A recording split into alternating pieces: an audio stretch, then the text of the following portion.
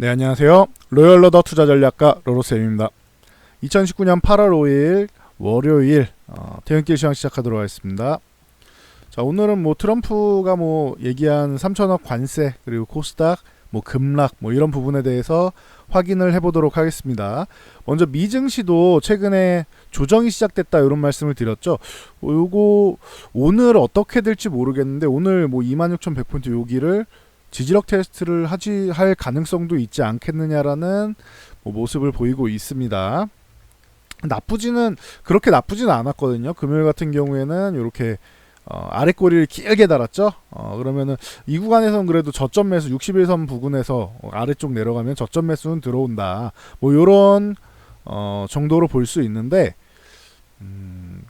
지금 시장 같은 경우는 미중 무역 전쟁 요 부분에서 합의가 바로 이루어질 거라고 보는 시각은 없어요. 합의가 바로는 아니다. 이제부터 이제 하나하나 다시 조율해 나가야 되는 그런 단계예요. 근데 급하죠. 기존에 합의문이 작성됐던 걸 중국이 한번 뒤집어 엎었으니까 급해졌죠. 좀 빨리 이루어져야 되는 거고 이미 봄 정도에는 해결될 줄 알았던 이슈가 더 지연되면서 글로벌 경기를 위축시키는 거죠. 경기 위축. 이렇게 돼서 이런 부분이 좀 어렵게 돌아가는데 이러다 보니까 수급적으로 이제 외국인들이 조금 보수적으로 나오기 시작했다라고 보시면 됩니다. 이게 우리나라 시장에도 영향을 미친 겁니다. 그래서 다우지수 같은 경우 여기서 밀려도 26,100포인트 여기 지지력 테스트 정도 받으러 내려가겠죠. 이탈해도 빠르게 회복하면은 괜찮은데 요건 좀 봐야겠죠. 그리고 이 부분에 대해서는 제 생각에는 긍정적이라고 해야 되나? 그나마 시장에 좀 긍정적인 영향을 미칠 만한 요소 이 정도로 봐야겠네요. 이게 그 주식시장 쪽에만 이제 자금 유입 쪽으로 나오는 건 이제 연준의 FOMC의 금리 정책이 있잖아요. 이렇게 해서 미중 무역 전쟁이 조금 더 이제 장기화되고 확대된다라고 하면은 금리 인하에 대한 압력이 더 가중이 됩니다. 그러니까 이 부분은 참고로 알고 계시면 될 것 같고요.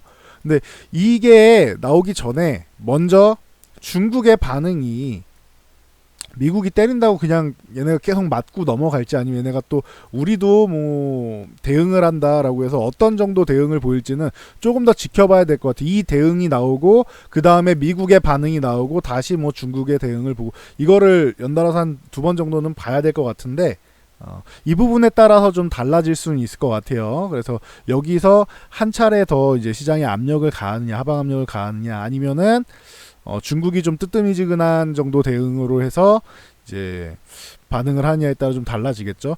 어쨌든 이런 부분을 이제 좀 시장의 하방 압력을 이겨낼 만한 요소는 연준의 금리 인하 정도 요 정도가 있다. 왜냐하면 장기화되고 서로 싸우면 싸울수록 방금 말씀드린 경기는 그냥 위축되는 거예요. 이것도 특정 국가가 아니라 글로벌 경기가 전체적으로 다 위축이 되는 거다. 그러면 어떻게 된다? 우리나라는 왜 이렇게 빠져요? 우리나라는 자연스러운 현상이잖아요. 기존에도 언급드렸듯이 중국에다가 수출을 하고 미국에다가 수출을 해야 되는데 이 부분에서 조금 난감해질 수 있다. 특히 중국에서 미국으로 이렇게 넘길 때 우리나라에서 중국으로 보내고 중국에 생산해서 미국으로 넘어가는 것도 분명히 많이 있다라고 과거에도 여러 번 말씀드렸죠. 그래서 이런 부분이 좀 부담으로 좀 작용할 수 있다. 여기에 플러스 알파 우리는 지금 일본의 소재 규제를 거기다 화이트리스트에서 배제하는 정도의 이제 강력한 조치를 받고 있죠. 그러다 보니까 여기 이 미국 중국 사이에 껴서 노선 정하기도 힘든데 일본까지 때리니까 이런 부분이 좀 문제가 된다. 이렇게 보시면 될 것 같습니다. 그래서 다우지수는 조금 밀려도 그러려니 하세요. 요 부분은 트럼프랑 이제 중국이랑 이제 다시 한번 이제 설전을 벌이기 시작했으니까. 근데 기존에도 계속 언급드렸지만 이게 바로가 아니고 9월 1일이에요. 그럼 9월 1일 안에 뭔가 중국과 미국 사이에서 뭔가 좋은 얘기가 좀 오가면은 이 협상에 대해서 좋은 얘기가 오가면은 다행이겠죠. 이건 좀 더 지켜봐야 될 것 같아요. 그래서 외국인의 염려는 요 정도 된다 보시면 될 것 같고 그러다 보니까 나스닥은 좋겠으니까 나스닥도 여기 8천까지는 자연스럽게 내려온 곳 7,800이 중요하다라고 말씀드렸는데 여기까지 내려와도 지금은 뭐 이상할 게 없는 시장이다. 그동안 많이 올라왔으니까. 근데 이탈하는 것보다는 좀 지켜주는 게 낫다라고 했죠. 위쪽에서 지켜주면 더 좋고 61선 정도를 지켜주면 더 좋고 다우나 나스닥 모두 다 61선 지켜주면 좋고 조금 밀려도 26,100포인트, 7,800포인트 요 구간에서 지지력만 나와도 다행이다. 괜찮다. 보시면 되겠죠. 참고하시면 될 것 같고 우리나라 시장이 너무 많이 있어요. 좀 전에도 말씀드렸지만 코스피 2% 밀리면서 뭐 급락을 보였다. 그리고 코스닥 같은 경우 아예 뭐 7% 이상 기존에 580포인트 여기도 있는데 선 한번 보여드린 적 있죠. 630 여기 이탈할 때 지난주에 보여드렸었죠. 밑에 580도 있다 말씀을 드렸는데 여기까지는 안 가길 바라니까 안 보여드리는 게 낫지 않겠느냐라고 말씀을 드렸는데 뭐 역시나 뭐 여기까지 뭐 한 방에 밀려버렸습니다. 근데 요즘 과도하게 밀린 영향이 있어요. 이 부분에 대해서는 수급 동향을 간단히 보시면은 나와라. 자, 오늘의 수급 동향 뭐 당연히 안 좋았죠. 보시면은 외국인들이 그동안은 일본에서 저렇게 소재 규제에도 우리나라 주식을 계속 매수를 했었는데 최근에 매도하기 시작하고 있죠. 이게 왜 그러냐면은 아까 말씀드렸듯이 미중 무역 전쟁 이 부분에 있어서 뭐 관세 전쟁이 다 시작된다라고 하니까 이 부분에 대해서 좀 우려감을 갖는 거예요. 외국인들은 일본이 한국에 소재 규제하는 거는 해결될 일이고 국산화를 하던 뭐 우회해서 다른 곳에서 가져오던 어찌됐던 해결될 일이고 뭐 글로벌 시장에 큰 타격을 줄 정도까지 일본이 뭐 계속 뭐 흔들어 제낄 수는 없다. 이 정도로 이제 보고 있다라고 말씀을 드렸죠. 근데 요 관세 전쟁이 나오는 거는 외국인들한테 좀 부담이 될 수 있다. 이렇게 보시면 됩니다. 그래서 오늘 같은 경우 좀 특이 사항이 코스피 지수 보시면 알겠지만 연기금이 구원투수로 등판해서 지난번에도 말씀드렸죠. 연기금이 밀릴 때마다 조금 받쳐놓고 매매하는 그런 연기금 같은 경우는 강하게 끌어올리기보다는 이렇게 하락할 때 밑에다 이렇게 걸어놓고 내려오는 걸 체결시키는 경우가 많아요. 이렇게 하락될 때는 여기는 저점 매수다. 2천 아래는 저점 매수 들어가도 되는 구간이구나라고 생각하고 최근에 저점 매수를 시작하고 있습니다. 특히 오늘 같은 경우 5천억 이상 꽤 큰 물량을 굵직하게 그냥 담았습니다. 연기금이. 그래서 요 정도가 좀 참고사항이 될 수 있을 것 같고 금융투자 같은 경우는 단기 매매 잘한다고 말씀드렸죠. 빠르게 치고 빠지고 금융투자 같은 경우 만약에 지금 매수했어도 끌고 올라가기보다는 뭐 한 2000포인트 좀 넘어가거나 뭐 2050포인트만 가도 홀라당 매도하고 빠져나올 수도 있어요. 금융투자 같은 경우는 짧게 매매를 잘합니다. 매매 트레이딩을 좀 잘하는 기술력이 많이 늘지 않았나 싶어요. 그래서 요 정도 볼 수 있을 것 같고요. 코스피 같은 경우는 코스닥은 외국인이 뭐 엄청난 매도 주체가 없어요. 근데 전체적으로 그냥 다 안 좋은 거죠. 지금 구간 같은 경우는 개인 투자들 뭐 장중에 좀 매수했다가 받아주다가 오후장 갈수록 이제 놀라고 계속 다시 던졌죠. 그러다 보니까 이제 개인 투자도 매수세가 장중에 400억 이상 매수했을 거예요. 개인 투자 제 기억으로 400억 이상 매수했던 거. 그러니까 장 막판 오후장에 400억 이상을 던진 거죠. 개인 쪽에서.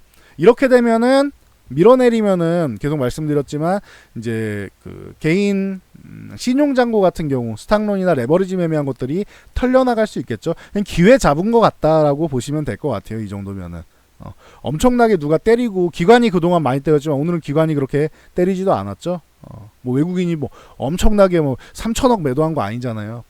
300억 매도했는데 물론 작은 건 아니죠. 코스닥 치고는. 근데 이렇게 밀린 거는 전체적으로 코스닥이 오늘 10% 대부분 10% 이상 밀린 종목들이 대다수죠.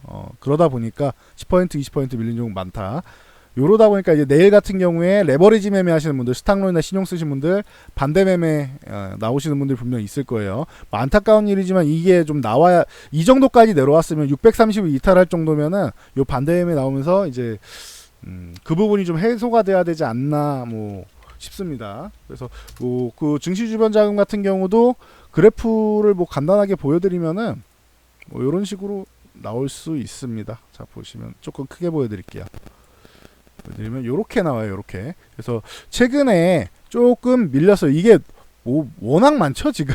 뭐 10조 넘어가고 했었는데 신용장고를 여기 좀 털어가지고 원래 이게 7조 이하로 밀려야지 그나마 조금 시장이 좀 안정되지 않겠느냐라고 보는데 이게 워낙 뭐 많이 늘어나 있었어요. 작년까지 해가지고 13조만 이렇게 넘어가 있고 하다 보니까 좀 어렵지 않겠느냐. 7조 아래로 내려가는 거 이제는 과거에 이제 고점을 계속 뚫고 올라가고 있으니까 신용장구가. 근데 이번에 그냥 기회 잡아서 한번 털고 가는 요런 느낌이 나옵니다. 이거를 주도한 거는 기관이 주도했다 라고 보시면 돼요. 여러분들이 힘든 이유는 기관이 많이 털어서 그래요. 외국인보다는. 참고 정도만 하시면 될 것 같고요.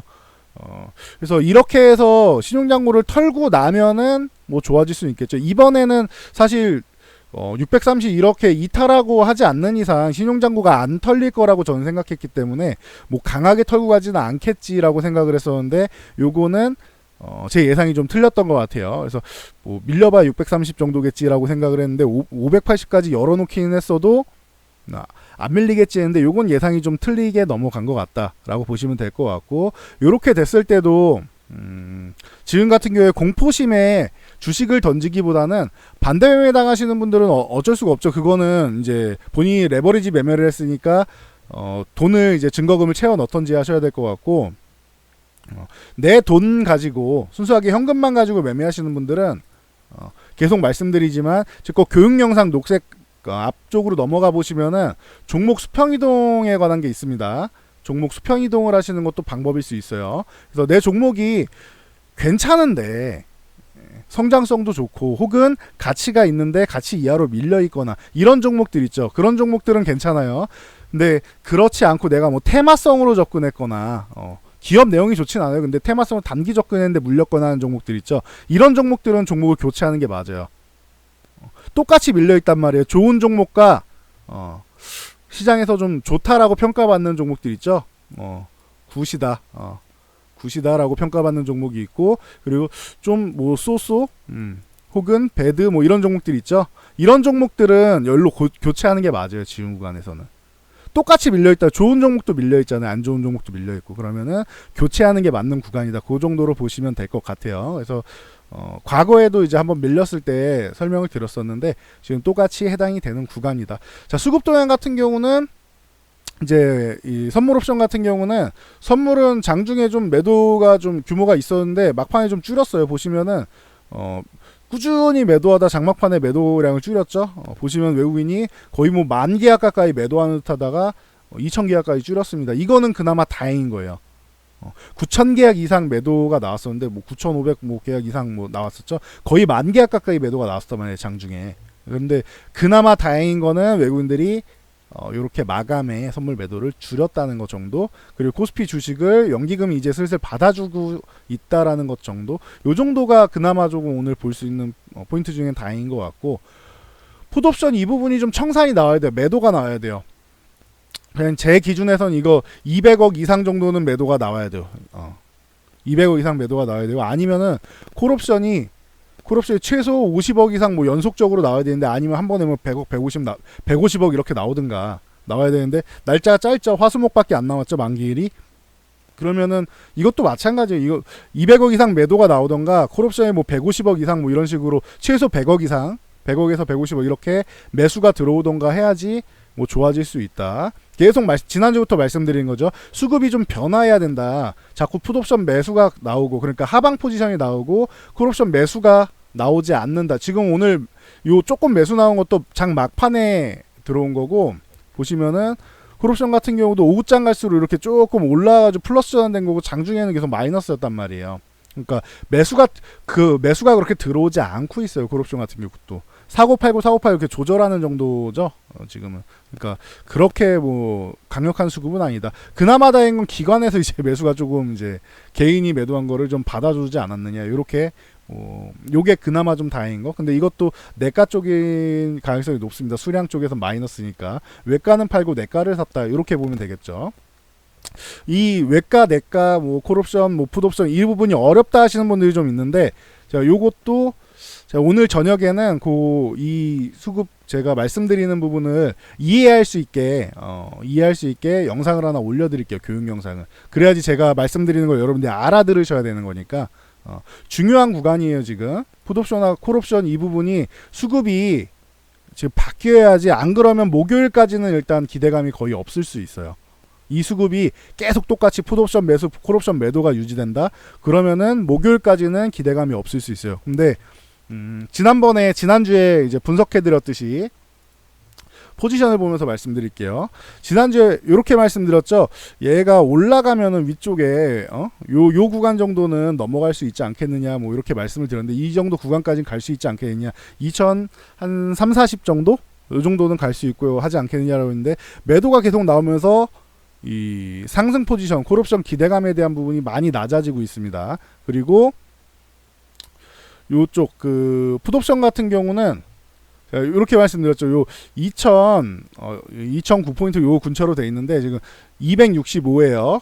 코스피 200 지수로 265 아래쪽으로 내려가면 좀 부담이 된다. 여기로 내려가려면은 한 2010포인트, 2000포인트를 이탈시키려면은 어떻게 해야 되냐? 2050이 아니고 1950. 1950 이하로 밀어내릴 거면은 2000포인트를 한번 이탈시키지 않겠느냐, 이렇게 말씀드렸죠. 하방향으로 봤을 때. 왜냐면은 요 그 262.5에 옵션 그 풋옵션 매수가 좀 많이 있었고, 그 아래도 매수가 좀 있었다. 근데 이 부분이 수량이 늘어났죠. 그러면서 지금 뭐 많이 내려와 있는 상태다. 오늘 뭐 1950 살짝 하회했죠. 그러다 보니까 이 구간에서 이제 수익 실현할 수 있는 상황들이 마련이 됐으니까, 그래서 200억 이상 수익 실현을 빨리 여기서 청산을 하고 콜옵션 매수가 들어와서 올라가야지 목요일까지 반등이 좀 나올 수 있지 않겠느냐라고 말씀드리는 거고, 이 흐름이 역시나 목요일까지 나오지 않는다라고 하면은 뭐 1900포인트도 한번 흔들기가 나올 수는 있겠죠. 흔들기 정도. 그 아래로 가서 안착되기보다는 흔들기가 나오고 뭐 다음날 올라온다던가 아니면 다다음날 올라오던가 해서 이 부분 흔들기 정도라고 생각은 해요. 제 개인적인 주관으로는. 근데 지금은 계속 말씀드리지만 하락에 대해서 예측하는 게 의미가 없다라고 계속 말씀드렸죠. 요 630포인트 요 날도 보여드리면서, 이탈한 날 지난주에도 보여드리면서 이걸 예측하는 게 의미가 없는 구간이다. 왜냐면은 지금 심리적으로 밀리는 게 더 큰 구간이고, 심리에는 바닥이 없다라고 말씀드렸죠. 바닥이 없다라고 말씀드렸죠. 내려갈 만큼 내려간 다음에 이제 여러분들 공포심리까지 다 해서 해소된 다음에 그 다음에 올라오는 거예요. 그러니까 이거는 펀더멘털하고 상관이 있다라기보다는 심리랑 상관이 있는 거예요. 지금은. 그러니까 분석이 잘 안 맞아요. 이렇게 심리적으로 움직이는 비이성적인 구간이란 말이에요. 지금 비이성적인 구간에서는 이렇게 뭐 예측하는 게 사실 그렇게 뭐 잘 맞거나 그러지는 않습니다. 그래서 지금 이 구간에서, 현재 구간에서 지난달부터 계속 말씀드리는데, 매매에서 성공할 만한 곳은 보통 소재주 계열하고 국산화 쪽 관련주들 있죠. 소재 국산화 관련주들 이쪽하고 애국 테마 쪽인데, 제가 애국 테마 쪽을 그렇게 뭐 강추하거나 그러진 않아요. 그러니까 중간중간에 한 번씩 이렇게 체크는 해드리죠. 모나미랑 신성풍상이랑 하이트홀딩스 우선주 정도, 요 정도 세 종목을 뭐 대장 삼아서, 모나미가 일단 뭐 최고 대장이고 나머지 얘네가 뒤따른다라고 말씀을 드렸는데, 그 외에도 리드코프라도 뭐 종목은 많아요. 쌍방울이나 뭐 이런 종목도 올라오고 다 뭐 올라올 수 있는 것들은 많은데, 모나미가 대장이고 그나마 신성통상이랑 요 정도까지 중심으로 본다라고 말씀을 드렸죠. 그래서 요 정도 테마주 좋아하시는 분들은 애국 테마, 아니면은 소재 국산화주. 오늘 같은 경우도 이 소재주 같은 경우는 이제 플러스 나온 종목들이 많고 마이너스도 크지 않은 종목들이 좀 많았죠. 애국 테마주도 마찬가지고. 그러다 보니까 요쪽으로 좀 집중할 수 있는데, 아니면은 현금을 좀 뭐 갖고 있는 분들은 그냥 현금을 들고 가시는 게 나아요. 현금을 이미 지금 들고 있다라는 분들은 예측해서 매매하기보다는 들고 가는 게 낫고, 그래서 뭐 만약에 지금 내가 들고 있는데 뭐 물려 있다라고 하시는 분들 있죠. 지금 구간에서 종목을 들고 있으면 물리는 게 당연한 거예요. 삼성전자랑 하이닉스 빼고는 제가 볼 때는 대부분 물려 있는 게 정상이 아닌가 싶습니다. 그러니까 뭐 그 부분에 대해서는 나는 왜 주식만 하면은 이렇게 손실을 봐라고 생각하지 마시고, 비이성적인 구간이니까 이 종목들을 안 갖고 있다, 이런 분들 같은 경우에는 내 종목이 정상적인 탄탄한 종목이냐, 탄탄한 펀더멘탈을 갖고 있는 종목이냐, 성장성을 갖고 있는 종목이냐, 그게 아니라면은 교체를 하면 된다. 그래서 말씀드렸듯이 연말까지 봤을 때는, 제가 지난달에 말씀드렸죠. 한 달에서 한 달 반 정도 있으면은 그 정도 있으면은 회복이 되는 건 맞고, 좀 빠르면은 이번 옵션 만기일 전후 아니면 화이트리스트에서 제외를 안 하면은, 뭐 이런 말씀을 드렸는데, 악재란 악재는 다 나오고 있죠. 화이트리스트에서 이제 우리나라를 제외했고 우리나라 국가는 이제 우대를 받을 수 없는 상황이다 일본에서 그런 상황이고 이제 미중 무역 전쟁도 관세 전쟁이 다시 시작되고 있고 악재란 악재는 다 나오고 있죠. 그리고 이 부분을 좀 선반영된 부분이 있는데 비이성적인 구간으로 가서 급락이 나오고 있다. 그러니까 여러분들이 해야 되는 일은 종목을 보유하신 분들은 이제 수평 이동을 할지 아니면 들고 갈지를 결정하시는 거고 만약에 내가 종목을 들고 있지 않다라고 하시는 분들은 그냥 기다리시면 되고 요렇게 해서 보시면 될 것 같습니다. 그래서 중요한 거는 콜 매수가 강력하게 100억 적어도 100억 이상은 들어와야 돼요. 콜옵션 매수가 금액으로. 그리고 풋매도 이게 200억 이상 들어오면은 좋을 것 같습니다. 이게 뭐 나온 적이 있나요? 굉장히 많습니다. 굉장히 많아요. 이렇게 나온 적은. 그러니까 그거에 대해서는 이제 나오길 기대하는 수밖에 없고 안 나오면은 약세 구간이구나 생각하시면 돼요. 만기일까지도 약세가 지속될 수 있겠구나. 계속 그렇게 보시면 돼요. 이게 나오는 게 중요하다. 아시겠죠? 보시면 될 것 같고 자 그리고 삼성전자랑 뭐 하이닉스, 셀트리온 정도는 봐드릴 텐데 삼성전자 여기까지는 이미 예상된 부분이죠. 44,000에서 43,500 안 내려올 수도 있다고 보는데 만약에 내려오면은 여기서 입 벌리고 있는 게 낫다라고 말씀드렸는데 이 구간에서 매수할까요? 물어보신 분들 기다리셨으면 적어도 꽤 낮은 가격에서 볼 수는 있었겠죠. 다행히 오늘 이렇게 아래꼬리 달면서 올라오긴 했는데 이제는 여기서 계속 건드리는 게 아니고 빠르게 반등해서 61선 위로 올라가는 게 중요해요. 그러니까 45,000원 위로 올라가는 게 중요해요. 61선이 지금 44,000 뭐 한 800원 정도 되거든요. 내일 가면 800원 정도 될 수 있는데 44,800원이니까 45,000원 안착하는 게 중요하다 정도로 보시면 돼요. 이게 천천히 가면 안 돼요. 천천히 이런 식으로 가면은 한 번 더 밀릴 수 있는 거니까 갈 거면은 내일부터 해서 빠르게 올라가서 안착을 해줘야 돼요. 45,000원에. 그래서 위쪽에 21선을 다시 두들기러 가야 돼요. 46,000원 쪽으로. 그렇게 해야지 안 그러면은 여기서 밑에서 기어가면은 21선 기울이가 가파르게 내려올 수 있어. 가파르면 어떻게 된다? 맞고 한 번 더 밀린다. 그러면 다시 전저점 여기 기존 저점을 보러 내려갈 수도 있는데 그럼 기분이 나쁘시겠죠? 그래서 오늘 같은 날은 여기 왔을 때 나는 길게 볼 거야 하시는 분들은 천천히 분할로 조금씩 담아가시면 되고 오늘부터 시작해서 급등 나오기 전까지는 담으시면 되는 거고 왜냐면 더 밀릴 수도 있으니까 그렇게 담는 천천히 분할로 천천히 담아가시는 구간이 가능한 거고 만약에 아직 기다리고 계신다 잘하신 거예요. 잘하신 분들 대신 매수세가 저점 매수세가 강력하게 들어온다라고 하면 그거는 살짝 추격 매수를 하셔야 되는 상황이 나올 수도 있다. 나올지 안 나올지는 모르겠으나 그건 봐야 될 것 같아요. 지금은 예측보다는 확인하고 들어가는 게 좋으니까. 자, 하이닉스 같은 경우 삼성전자 장기적으로는 문제 없다고 했어요. 지금 당장만 이렇게 밀려 있는 거예요. 그러니까 언제 배수할 거냐를 보는 게 중요하다고 했죠. 만약 이 아래로 내려오면은 기존 저점 부분까지 내려왔다라고 하면은 다시 거기서 분할로 여기서 조금 샀으면은 밑에서 좀 더 사면 되는 거고 그리고 적극적인 구간은 이탈했을 경우에는 44,000을 회복할 때가 다시 적극적으로 들어가는 구간이다. 이렇게 보시면 됩니다. 만약에 한 번 더 올라가면은 저는 그 다음에는 삼성전자 47,500원을 한 번 건드리고 밀렸다 두 번째나 세 번째 정도에 그 다음에 이제는 돌파할 수 있을 거라고 생각해요. 연말까지 해가지고 제 예상은 그렇습니다. 근데 뭐 예상이 무조건 맞는 건 아니니까 다음번에는 돌파 가능성이 굉장히 높아지지 않느냐라고 보고 있습니다. 참고하시고 하이닉스 같은 경우 21선 조정 정도는 뭐 충분히 나와도 된다. 나와야 하는 구간이다라고 했는데 안 나와서 오히려 계속 기다리고 있는데 안 나오네요라고 말씀드렸죠. 기다리던 조정 정도인데 얘는 너무 강하네요. 지금 삼성전자 저렇게 밀리면 얘도 하이닉스 같은 경우도 73,000원 여기는 두들겨야 되거든요. 근데 아예 내려오질 않고 있죠. 그러면은 삼성전자가 선반영된 거 하이닉스가 뒤늦게 한번 밀리는 경우가 나올 수 있고 아니면 반등이 시작되면 얘가 더 가파르게 빠르게 올라가는 경우가 두 가지가 나올 수 있어요. 근데 지금 상황에서는 요 21선만 빠르게 안착을 해주면은 21선을 빠르게 이렇게 넘어가 주면은 그럼 나쁘지는 않을 것 같아요. 76,000원 쪽에만 계속 붙어서 이렇게 횡보해서 기울기를 너무 가파르게 올라가기보다는 요거를 살짝 이렇게 기울여 놓고 올라가서 이렇게 가면은 좀 더 안정적이지 않을까라는 생각은 하고 있습니다. 이건 참고하시면 될 것 같아요. 지가 밀리면 요 정도까지 7만원 정도까지는 뭐 밀리겠죠.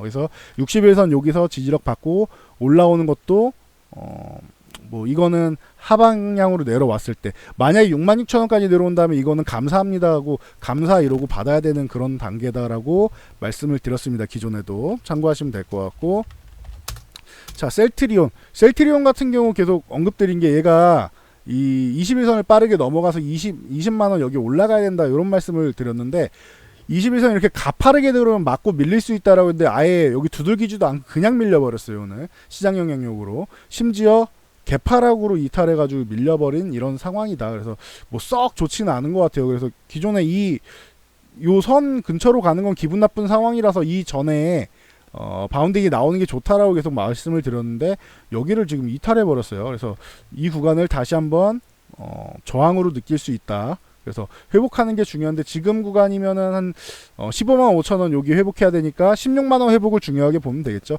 어차피 16만원 여기 중요한 구간이고 회복해야 되는 구간이니까. 그래서 셀트리온은 지금 상황에서는 16만원 회복하는 구간. 만약에 셀트리온은 5년에서 10년 이렇게 길게 보고 투자의 개념으로 생각한다 하시는 분들은 뭐 밀릴 때마다 지금 구간에서 밀릴 때마다 천천히 뭐 한 주 한 주 이렇게 모아가시는 것도 방법이 될 수는 있겠죠. 그래서 요거는 투자 관점에 따라 다를 것 같습니다. 트레이딩으로 들어가시는 분들 16만원 회복하고 들어가는 게 나은 거예요. 혹시나 더 밀리면은 그 다음에 뭐 14만원 보시면 되고 2만원 단위로 보시면 되고요. 참고하시면 될 것 같습니다. 그래서 오늘 굉장히 뭐 시장을 보고 싶지도 않은 구간이셨을 텐데, 이런 날은 항상 제가 말씀드린 HTS를 그냥 끄는 게 낫다. 이렇게 밀리는 날. 오전에 이미 뭐 블랙먼데이 가능성이 있다 이런 말씀을 드렸죠. 그래서 HTS를 끄고 차라리 친구들이랑 만나서 수다를 떨고 아니면 뭐 미팅을 잡아서 일을 하시고 아니면 여행을 가시고 휴가를 가시고 그게 훨씬 나아요. 오늘 같은 날은 보고 있다고 해서 밀린다고 해서 이 구간에서 지금 매도하실 분들은 거의 없잖아요. 매도하실 분이 있다? 그분들만 켜시면 돼요.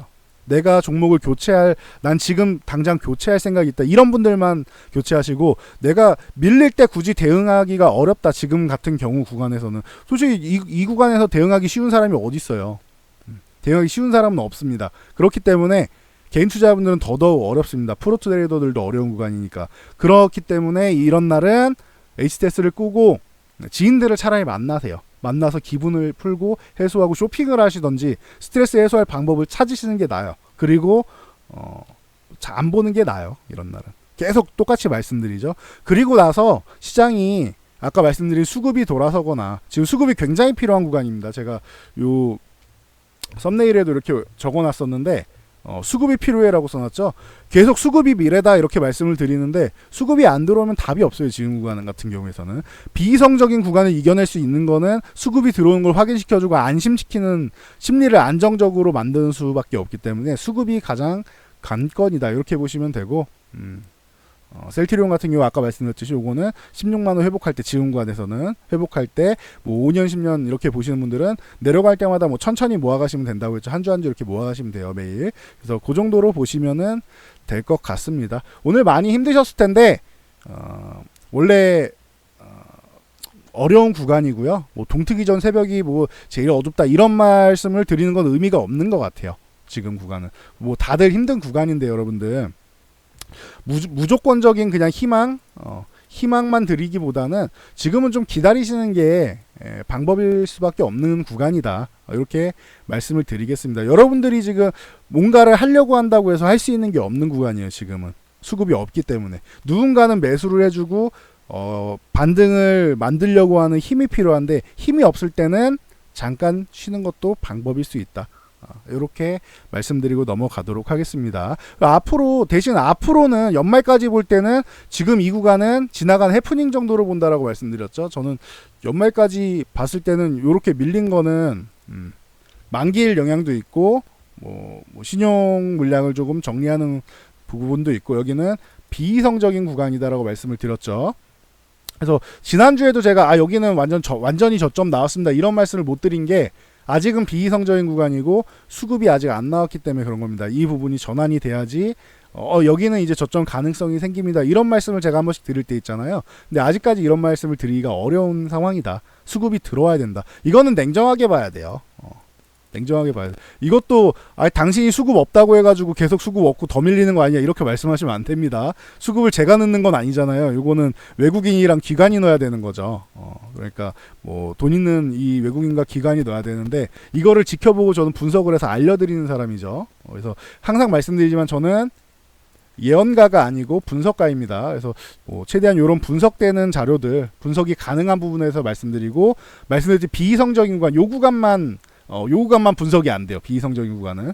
이거는 분석의 의미가 없는 구간이에요. 안 맞기 때문에 분석을 해도. 그래서 요 구간만 조금 잘 피해 가시면은 피해 간다라는 게 뭐 이미 두들겨 맞았는데 피할 수는 없겠죠. 이 구간만 잘 마음을 다스리고 넘기시면은 다시 좋은 장이 또 올 겁니다. 왜냐면은 삼성전자인수가 우리나라는 중심인데 기본적인데 삼성전자인수는 이제 반도체 가격이 4분기에는 아무래도 턴되지 않겠느냐 이런 말씀을 꾸준히 드리고 있죠.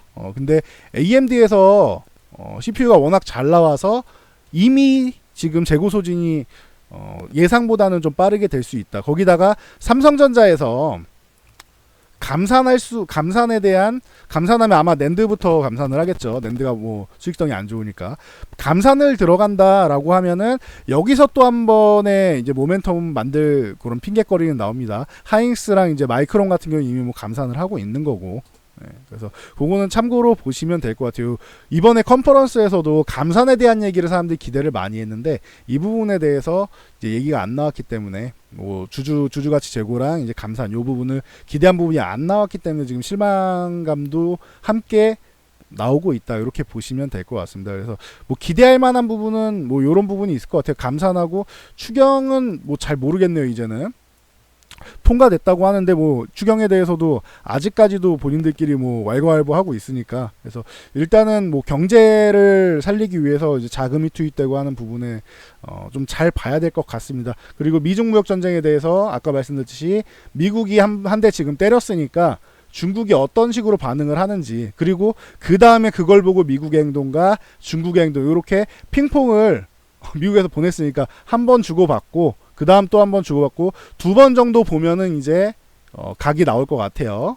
그래서 뭐 어떤 식으로 미국과 중국이 대응할지에 대해서 보면서 읽어드리도록 하겠습니다. 지금은 수급이 답이다. 수급이 들어오는 게 중요하다. 이 부분을 강조해드리고 이따가 한 9시에서 10시 사이 정도에 그 옵션 이 만기일에 대해서 제가 수급 말씀드리고 이해 안 간다고 하시는 분들이 몇 분 계셔서 이분들을 위해서 제가 강의를 올려드리겠습니다. 질문 못 하시는 분들도 있을 텐데 용기 있게 말씀하신 분들 오히려 잘하신 거고요. 이 수급 어떤 게 좋은 거고 어떤 게 부정적인 거고 이런 부분에 대해서 강의해 드릴 테니까 조금 기다렸다가 보시면 될 것 같습니다. 네, 그럼 오늘은 이만하고 물러가도록 하겠습니다. 저는 다음 영상으로 돌아올게요.